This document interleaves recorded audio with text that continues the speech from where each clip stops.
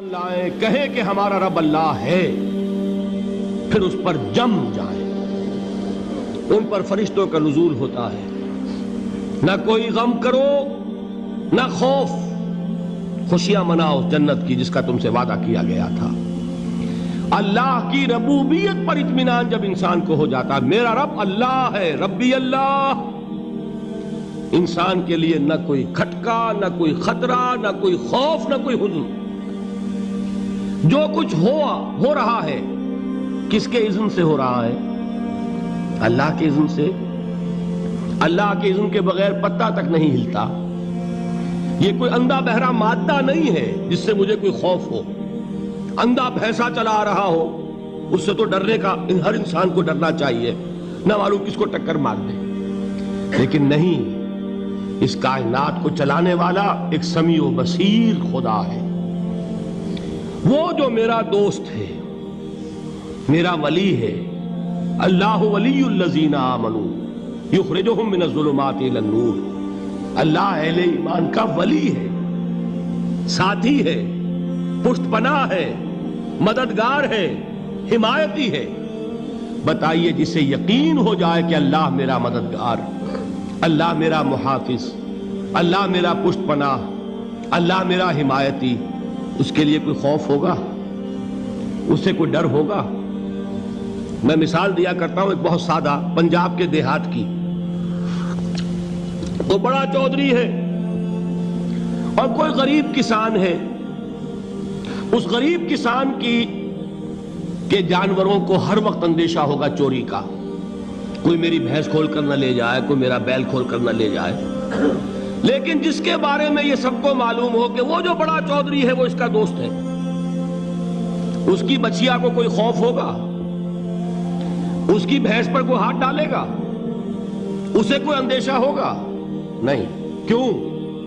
کہ وہ بڑا چودھری، بڑا اس کا یہاں کا سردار، جاگیردار، سب کو معلوم ہے وہ میرا دوست ہے، کوئی میرے خلاف اقدام نہیں کر سکتا۔ اس دنیا میں یہ چھوٹی سی بات اگر آپ کے دلی اطمینان اور سکون کا باعث بن سکتی ہے تو ذرا تصور کیجئے۔ میں لفظ تصور استعمال کروں گا صرف اس لیے کہ اس کا ہم جس کو کہتے ہیں ادراک اور شعور کر نہیں سکتے، اگر کے ساتھ کر سکتے۔ اگر یقین ہو کہ اللہ میرا مددگار اور یقین ہو کہ اللہ ہر آن میرے ساتھ ہے، پھر کوئی خوف؟ کس کا خوف؟ کوئی شے اللہ سے بالا تر ہے؟ کوئی قوت اس سے زیادہ طاقتور ہے؟ کوئی اس کے ارادے کو بدلنے والا ہے؟ کوئی اس کی مشیت کے آڑے آنے والا ہے؟ یہی بات ہے جو حضور نے فرمائی۔ یہ ایمان کا حاصل ہے لب لباب، کہ دیکھو اچھی طرح اس بات کو ذہن نشین کر لو، اگر تمام انسان مل کر تمہیں کوئی نقصان پہنچانا چاہے نہیں پہنچا سکتے، مگر جو کچھ اللہ نے لکھ دیا ہو، اور تمام انسان مل کر تمہیں کوئی نفع پہنچانا چاہے نہیں پہنچا سکتے، مگر وہ شے جو اللہ نے طے کر دی۔ آپ پھر میں کہوں گا ذرا طاری کیجئے، اسے فرض کیجئے، اسے سوچئے۔ اگر اس حدیث پر ہمارا دل ٹھکا ہوا ہو تو کسی سے ڈر ہوگا؟ یہ مجھے نقصان نہ پہنچا دے، یہ میری رپورٹ خراب نہ کر دے، یہ میری انکریمنٹ نہ رکوا دے، یہ میرا یہ نہ بگاڑ دے، یہ میرے یہ نقصان نہ پہنچا دے۔ اس کا ڈر، اس کا ڈر، اس کا خوف، اس کی خوشامد، اس کے لیے جا کر طرح طرح سے اپنی عزت نفس کو ذلیل کروانا اس کے سامنے، یہ سب کچھ کیوں کرتا ہے انسان؟ جب سمجھتا ہے کہ اس کے ہاتھ میں میرا کوئی نفع ہے، اس کے ہاتھ میں میرے لیے کوئی ضرر ہے، یہ مجھے کوئی غضب پہنچا سکتا ہے، یہ مجھے کوئی نقصان پہنچا سکتا ہے، یہ میرا کوئی کام بنا سکتا ہے، یہ میری کوئی ضرورت پوری کر سکتا ہے، اسی کا نام شرک ہے۔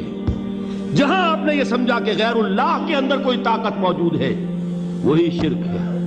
بتوں سے تجھ کو امیدیں، خدا سے نومیدی، مجھے بتا تو صحیح اور کافری کیا ہے؟ شرک تو یہ ہے۔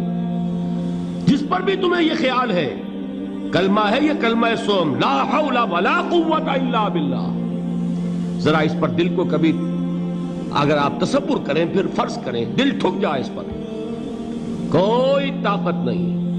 یہی بات تھی جو شیخ عبد القادر جیلانی رحمۃ اللہ علیہ نے اپنی وصیت میں اپنے بچے سے کہی. 11ویں دینے والے ہیں، لیکن حضرت شیخ عبد القادر جیلانی کی وصیت اور تعلیمات کو کتنے لوگ ہیں جو جانتے ہو؟ یہ جن مقامات تک پہنچے ہیں وہ کس چیز کی بدولت پہنچے ہیں؟ انہوں نے جو پیغام دیا وہ کیا تھا؟ اے میرے بچے، جس طریقے سے قرآن مجید میں حضرت لقمان کی نصیحتیں جو ہے نقل کر دی گئی ہیں، میں یہ عرض کروں گا بالفرض اگر قرآن حضرت عبد القادر جیلانی کے بعد نازل ہوا ہوتا تو شیخ عبد القادر کی یہ نصیحتیں بھی قرآن میں درج ہوتی. اتنی اونچی نصیحتیں ہیں. اے میرے بچے، اس حقیقت کو ذہن نشین کر لے، لا فاعل فی الحقیقت ولا مؤثر الا اللہ. اس کائنات میں نہ کوئی فاعل حقیقی ہے نہ مؤثر حقیقی ہے سوائے اللہ کے. کسی شے میں کوئی تاثیر نہیں اگر اللہ نہ چاہے. آگ جلا نہیں سکتی اگر اللہ نہ چاہے. پانی ڈبو نہیں سکتا اگر اللہ نہ چاہے. زہر ہلاک نہیں کر سکتا اگر اللہ نہ چاہے. کوئی چیز فائدہ نہیں پہنچا سکتی اگر اللہ نہ چاہے. تو در در پہ کیوں سر جھکاتے ہو؟ در در پر کیوں جبیں سائی کرتے ہو؟ سب کے سامنے کیوں ہاتھ پھیلاتے ہو؟ ایک اللہ سے مانگو. ایک اللہ کے سامنے زمین پر اپنی جبین رکھو. لا فاعل فی الحقیقت ولا مؤثر الا اللہ. نظر آتا ہے ہمیں کہ پانی پیاس بجھا دیتا ہے. پیاس بجھانے کی صلاحیت پانی میں نہیں ہے، اللہ کے اذن سے. کھانا بھوک مٹا دیتا ہے. بھوک مٹانے کی صلاحیت کھانے میں نہیں ہے، اذن رب میں. دیکھیے یہی یقین تھا. حضرت موسیٰ علیہ السلام کا واقعہ یاد کیجئے. سامنے سمندر آ گیا ہے. قوم دیکھتی ہے پیچھے کہ گرد و غبار کا طوفان ہے. معلوم ہوا کہ فرعون اپنے لشکر سمیت آ گیا ہے. لشکر جب چلتا تھا تیز رفتاری کے ساتھ تو گرد و غبار کا جو طوفان اٹھتا تھا اس کا تصور کیجئے. اور لمحہ بلمحہ وہ قریب آ رہا ہے. پوری قوم نے کیا کہا ہے؟ اے موسیٰ انا لمدرکون. اے موسیٰ ہم کو پکڑے گئے. قرآن مجید نے تو یہاں وہ باتیں نہیں لکھی ہے، لیکن تورات میں یہ درج ہے کہ بنی اسرائیل جھگڑنے لگے، دست و گریبان ہو گئے موسیٰ کے ساتھ. موسیٰ ہمیں یہاں مروایا لا کر، اس سے تو ہم ہی بہتر تھے. وہاں کھانے کو ملتا تھا، زندگی تو تھی، بیگار ہم کر رہے تھے، موت تو نہیں تھی. اب جو کچھ ہوگا اس کا تصور کرو، جس طریقے سے ہمارے ٹکڑے اڑائے جائیں گے. تو لڑ رہے ہیں حضرت موسیٰ علیہ السلام سے. یہ تورات کی تفصیل ہے. قرآن میں صرف اتنا آیا ہے، پریشان ہو کر انہوں نے کہا انا لمدرکون. موسیٰ ہم تو پکڑے گئے. اس وقت موسیٰ کا جواب کیا ہے؟ کلا ان معی ربی سیہدین. نہیں، میرے ساتھ میرا رب ہے، وہ راستہ دے گا. بتائیے کہاں راستہ نظر آ رہا ہے؟ یہ ہے ایمان بالغیب. راستہ نظر نہ آئے تب اللہ پر یقین ایمان ہے. جیب میں پیسے ہوں اور تب دل کو اطمینان ہے تو ایمان کس پر ہوا؟ پیسے پر، اللہ پر نہیں. جب وسائل و ذرائع نہ ہوں اور پھر یقین ہو کہ اللہ مسبب الاسباب ہے، وہ اسباب کا پابند نہیں ہے، وہ اسباب کا محتاج نہیں ہے، اسباب اس کے محتاج ہیں. اگر یہ یقین ہے تو اللہ پر ایمان ہے. یہ نہیں ہے تو تمہارا ایمان اسباب پر ہے، وسائل پر ہے، ذرائع پر ہے، مادیات پر ہے، اللہ پر نہیں. اس وقت کہاں راستہ تھا؟ کوئی راستہ تھا؟ سمندر ہے اور ادھر سے لشکر آ گیا ہے. کلا ان معی ربی سیہدین. اب دیکھیے ایمان کہہ دینا آسان ہے، ہوا معکم اینما کنتم. جہاں کہیں بھی تم ہوتے ہو اللہ تمہارے ساتھ ہوتا ہے. لیکن اس کا یقین قائم ہو جائے تو زمین و آسمان کا فرق واقع ہو